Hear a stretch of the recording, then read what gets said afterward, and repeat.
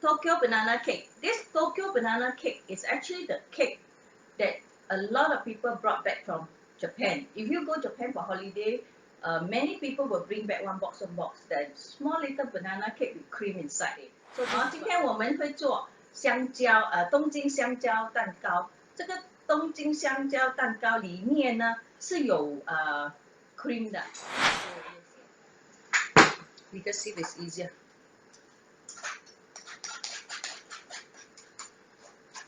How long?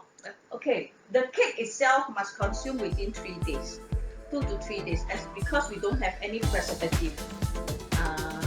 我很希望再看到你们，谢谢你们。